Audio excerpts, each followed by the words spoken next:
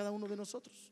Y entonces te voy a contar algunas cosas de la vida de José, y yo quiero que tú pienses en tu vida, que tú te trates de identificar con la vida de José, porque el camino de José fue un camino difícil, pero lo que marcó la diferencia al final de su vida fue la actitud y la decisión que José tomó. Lo que no se dejó guiar José por todo lo que había, eso fue la diferencia. Y él pudo, a final de cuentas, llegar a cumplir el propósito de Dios para su vida. Así que yo quiero que voltees ahora con la otra persona que está junto a ti. Dile: tú vas a llegar al propósito que Dios tiene para tu vida. Dile: tú vas a llegar para el propósito que Dios tiene para tu vida.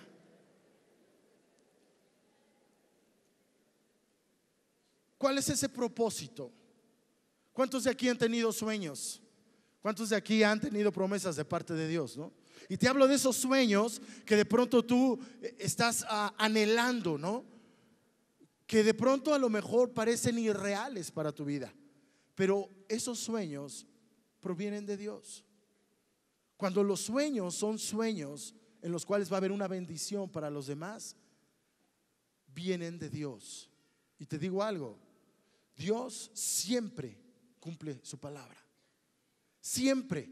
Dios nunca cambia. Cuando Dios te da una promesa, Él no va a descansar hasta el día en que se cumple la promesa. El problema es que yo crea en este tiempo de Dios para mi vida. Porque si Dios le había dado un propósito a José para que fuera influencia en muchísimas familias, hay alguien que sabía cuál era el propósito también de José. Y ese alguien se llama el enemigo de Dios. Se llama diablo. La palabra diablo quiere decir enemigo. Satanás, que quiere decir engañador. Satanás, este enemigo de Dios, quería tocar la vida de José. Y entonces empezó a utilizar muchas cosas en su vida. Seguramente como Satanás quiere usar o ha usado cosas en tu vida desde pequeño para que tú no cumplas el propósito de que Dios tiene para tu vida. Sabes, cuando uno va creciendo, Dios le da a uno desde nacimiento una cosa que se llama temperamento. Y así uno puede tener un temperamento colérico, flemático, sanguíneo o melancólico. Pero hay algo que se va formando con el transcurso del pasar de los años y con las circunstancias de nuestra vida. Eso se llama carácter. Di conmigo: carácter. Di: yo tengo un carácter. ¿Por qué es importante repetirlo? Porque el carácter de cada uno se forma de acuerdo a lo que uno vivió en su niñez.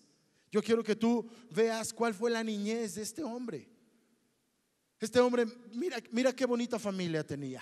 José tenía un papá que se llamaba Jacob. Su papá, por naturaleza, tenía un nombre que significaba el suplantador o el que engaña, engañador. Así se llamaba. Eso quiere decir Jacob, engañador. Yo me imagino al papá de Jacob, que era Isaac, gritarle cuando le hablaba a comer, o su mamá: engañadorcito, ven, ¿no? Transita, ven a comer. Transita, pórtate bien. ¿Cómo crees tú que este hombre podía portarse? Si desde pequeño le decían tranza. Y a lo mejor uno dice: híjole, pues qué chusco. Sabes, dice la palabra de Dios que mi boca tiene poder y que yo como padre tengo autoridad sobre mis hijos. Y yo cada vez que le digo a mi hijo que no puede, o cada vez que le digo que es un derrotado, cada vez que le digo: no, la escuela no es para ti, entonces estoy sellando mi autoridad en su corazón. Y después nos preguntamos por qué no termina la escuela. Después nos preguntamos por qué es tremendo, ¿no? Yo me encuentro con padres que dicen: no, hombre, es que mi hijo, no, hombre, es tremendo, es un diablillo.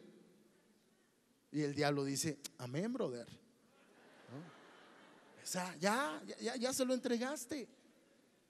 Este Jacob era un hombre diferente. Toda su vida había aprendido ¿con qué? Con el engaño, con la tranza.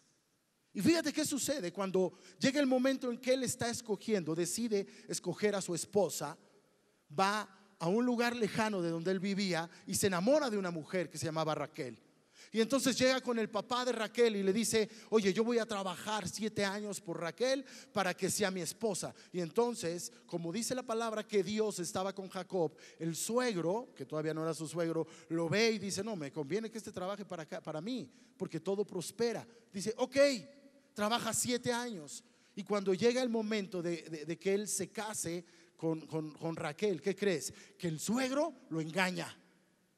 El suegro le hace una tranza y le da a la hija mayor, que se llamaba Lea. Este hombre se da cuenta al final, porque en aquel entonces estaban muy ataviadas las mujeres, se casaban y estaban todas cubiertas con un velo, o sea que le dieron gato por liebre. ¿A cuánto les pasó así? A ver, cuidado, ¿qué sucedió? Cuando se da cuenta, ya había desposado José a Lea. Y entonces fue muy enojado con su suegro y le dijo: oye, no se vale. Yo soy un hombre honesto. Ajá. Hello, ¿no te pasa de repente que tú estás clamando por justicia y dices: oye, yo soy honesto, ¿por qué me hacen esto? Cuando a lo mejor toda tu vida ha sido una vida de tranza.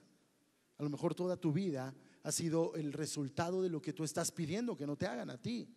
La palabra de Dios dice: no os hagáis, Dios no puede ser burlado. Todo lo que el hombre sembrare, eso mismo segará, tarde o temprano. Este hombre llegó a un acuerdo con el suegro y el suegro le dijo: ok, trabajo otros 7 años y te voy a dar a Raquel. Y dijo: va, porque la amaba, era el amor de su vida. Sin embargo, en este tiempo nacen 7 hijos de Lea con José, 6 varones y una mujer. Y como se acostumbraba en aquel entonces, las mujeres tenían siervas, tenían criadas. Y se consideraba que los hijos, cuando alguien no podía tener hijos, a las mujeres le daban al hombre su sierva y para que tuviese hijos, para que siguiese la genealogía, para que siguiese teniendo varones, y eran considerados como de la familia, como hijos propios. Raquel, que era la esposa amada después de los 7 años, era una mujer que no tenía la capacidad de poder tener hijos. Y entonces le da la sierva de Raquel, se la da a Jacob. Y entonces Jacob tiene 6 hijos varones con Lea y tiene otros 4 hijos varones, 2 de la sirvienta de Lea y 2 de la sirvienta de Raquel. 10 hijos. Pero Dios, dice la palabra ahí en el libro de Génesis, que Dios toca el vientre de Raquel y le da un hijo. Y este hijo se llama José. Y este hombre va a empezar a cambiar la vida de la humanidad. Sin embargo, pasa un poquito de tiempo y se vuelve a embarazar Raquel y tiene un hijo que se llama Benjamín. Pero al final de su embarazo, en el momento del parto, ella pierde la vida. Quiero decirte algo: cuando José nace,